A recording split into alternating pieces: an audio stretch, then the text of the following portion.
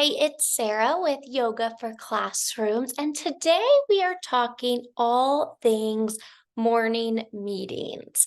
Do you have morning meetings in your classroom?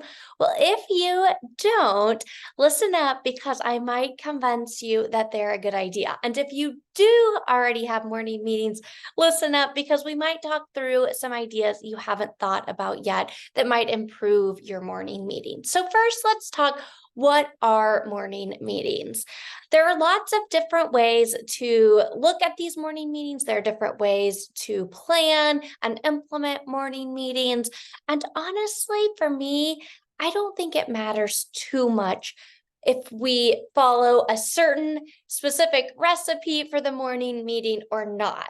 However, there are a couple of key elements that I want to talk about. And the first is consistency. Morning meetings need to happen every day or pretty much every day if you want them to be effective. So if you are doing them here and there, or if you find that they're often canceled, they're likely to be less effective and less impactful in your classroom. So we want that consistency every morning. Now, with that being said, they don't have to be the same length every morning. They don't have to be at the exact same time. Although, as much as we can add consistency there, the better.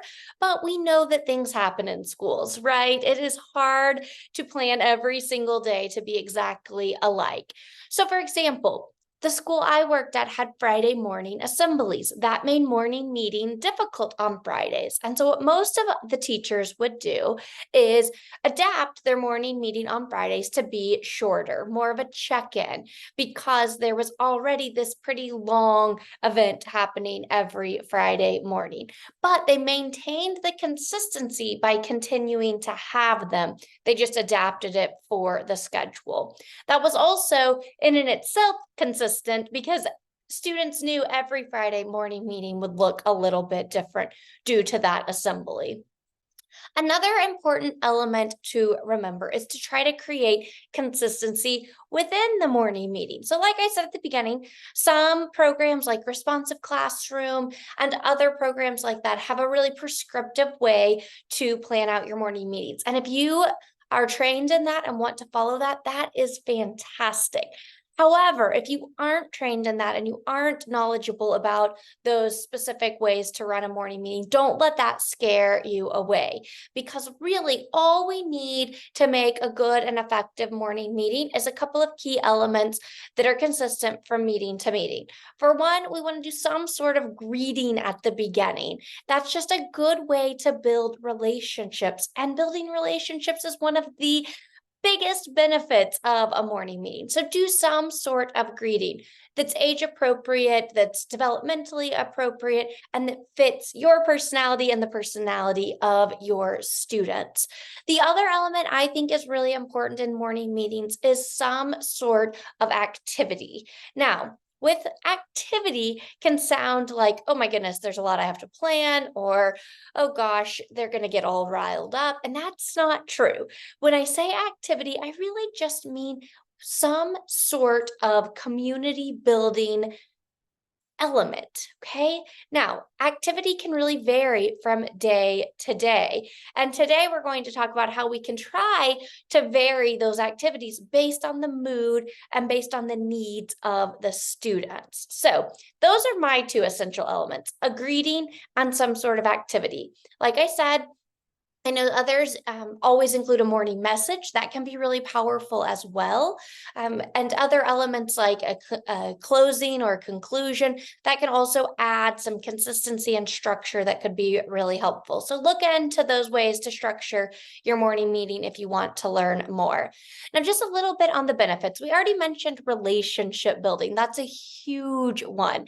I think that morning meetings are a great way to build strong relationships with the adults in the classroom, to get to know the kids better, but then also for the students to get to know each other better. It's a huge benefit to give students that chance right off the bat to build that relationship.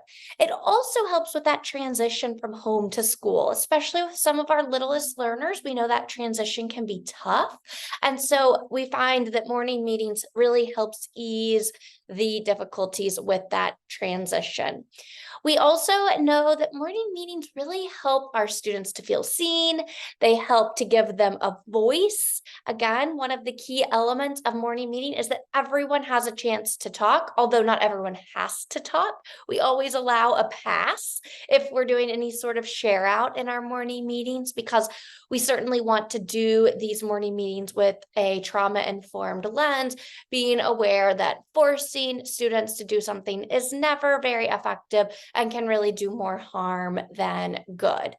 However, like we said, it does give them a chance to share if they want to. So it allows them to be seen and heard, and really gives them that voice to start off the day. That can be really beneficial because we know we have those students who love to share. They're always raising their hands, but we have those that aren't like that and that don't often raise their hands or don't often share. And if we start our day in a way that everyone gets an equal opportunity to share, it really creates an equitable, safe, trusting environment for our students. And with that, it really creates this environment where students feel more comfortable taking risks. We see that it builds up that confidence, and it really allows students to feel comfortable again because they trust the others in the classroom. And we know that can have a lot of other benefits on down the road in the classroom when we have a community that is trusting, safe, and really cultivates that sense of community. We also know that morning meetings allow us a chance to really focus in on that social and emotional learning, those social skills, giving them an opportunity to practice those. We know that the needs of students really has to come first before academics can happen. And this morning meeting can really give us an opportunity to do that. Doesn't take a lot of time. I would say most morning meetings can be wrapped up in 15 or 20 minutes. And then we really start the day off on a great foot, ready for learning, ready for the academics that are to come. Couple of quick caveats before we move on. Some schools like to do afternoon meetings, the same idea, but at the end of the day. And if that's what fits into your school schedule, then I say go for it. However, I do think there's a lot of benefits to doing it first thing in the morning as opposed to in the afternoon, if you can swing it, if you can make it happen. But like I said, if not, then the afternoon can be beneficial as well with that relationship building, social skill building, community building, all of those elements. All right, now let's talk activities. So I mentioned that I think a good morning meeting has that element of a greeting and an element of an activity at the least, at the minimum. And so let's talk what you could do activities. So at Yoga for Classrooms, we love that our activity cards are easy and accessible and don't take any pre-planning. And one thing that we offer in our trainings for educators is sequences that you can implement without even having to plan it. So what a sequence is a series of yoga and mindfulness postures or activities or movements that can be put together to meet the needs of your students. So at Yoga for Classrooms, we have morning meeting sequences already written, already planned out, that have been proven effective to be good starts to the day. We also have sequences that help with the specific needs of your students. So if you're seeing that your students are coming in that morning pretty tired, maybe there was a late football game on the night before, or maybe there was a school event that kept families out later than usual, and you're noticing low energy in your class, we have sequences that are meant to energize. We also have the opposite. If your students come in really riled up, we know we've had those days where whatever it is, maybe there was sugar in the cafeteria for breakfast, or maybe it's just something in the air, maybe that full moon, who knows what it might be. But we know sometimes our students come to us and that morning meeting activity needs to be something that's going to calm and settle us for the rest of the day. And so we have sequences that are meant to do that as well. All of that is included when you go through any of our Yoga for Classrooms training. So if that sounds beneficial, check that out. I'll be sure to link where you can learn more about those classes in the comments. Also, you can also use the cards, like I said, without any pre-planning. So we're going to go through a morning meeting sequence that we love at Yoga for Classrooms that includes several different cards. You can see them here. But the great thing is you don't have to memorize this. You don't have to plan ahead. Like I said, you can use our sequences. This is one of our morning meeting sequences. So all I did was pull the cards, have them out, and now I'm ready to lead this sequence. Now, I'm not going to go through the full sequence here, but I am going to walk you through what each one would be so that you can have a better understanding of how you might use this sequence in a morning meeting. So for this morning meeting sequence, we start out with our balloon breath. And our balloon breath is one of our favorite breathing practices. It is simple, it's easy to implement, but it really helps to calm and focus and really get ready for whatever is coming next. So we love this one. As a reminder, with our Yoga for Classrooms cards, all of what you are to say and do is scripted on the back. So again, no memorization needed, just grab and go.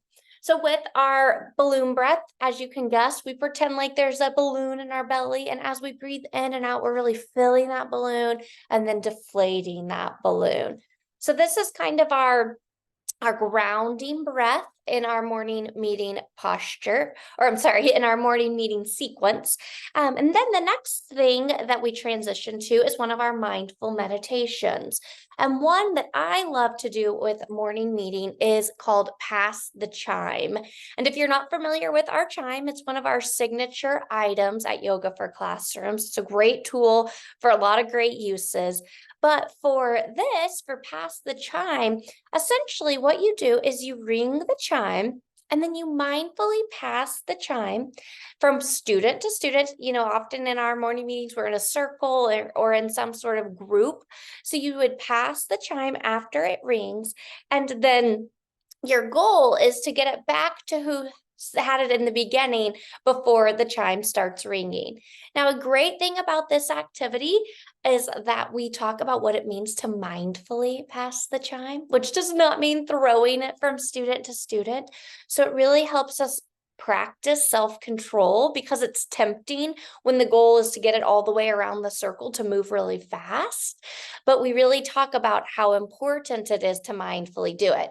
There's a couple of key elements too. If the chime were to drop, if anything hits the chime while it's going, it stops. The sound automatically stops. And so remember, the goal is to get it around the circle before it stops ringing. So if we accidentally drop it or we put our hand on it because we're moving too fast, then we're not going to be successful. So it's a really neat way to kind of practice that mindfulness, practice that self-control in a fun way that doesn't take much time.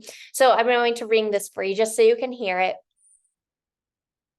And then if I were in my morning meeting circle, I'd start passing it and we would try to see how far we could get it before it stopped. Again, recognizing that if I were to put my finger on it, it stops right away.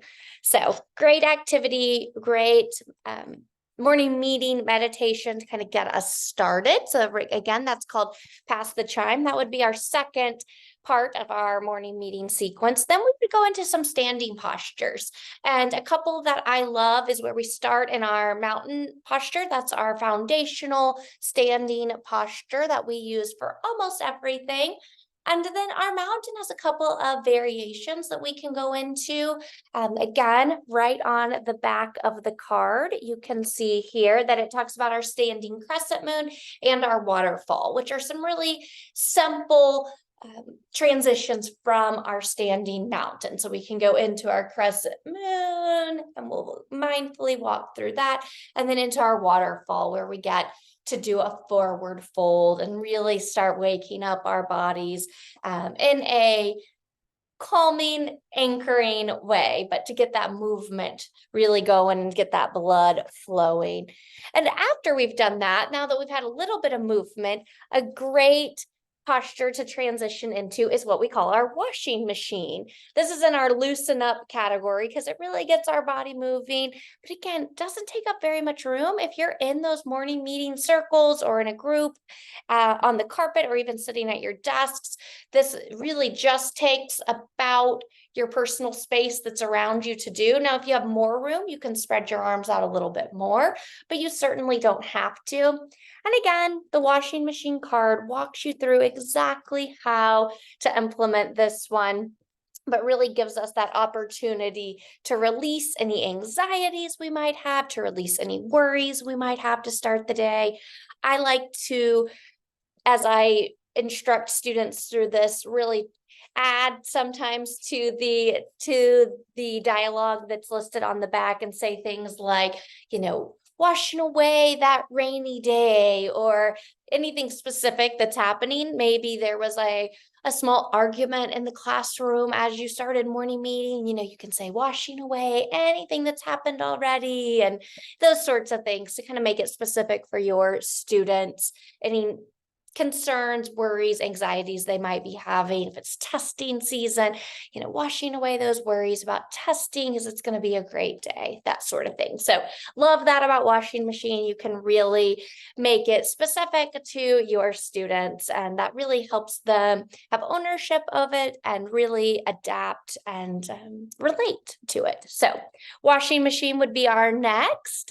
And then from here, if you want that to be your last posture, standing posture, that would be great. If you have the time, King Dancer's a great one to add on to this, because again, it's sort of similar to some of our mountain postures that we did, our standing mountain, and then when we went into crescent and waterfall, that it's a focusing posture. It really helps us to really look inward because it's a balancing posture. So it takes some focus and some really strong willpower to do it successfully. And so it can be a great one to add on to there. But again, this can be adapted to your amount of time that you have.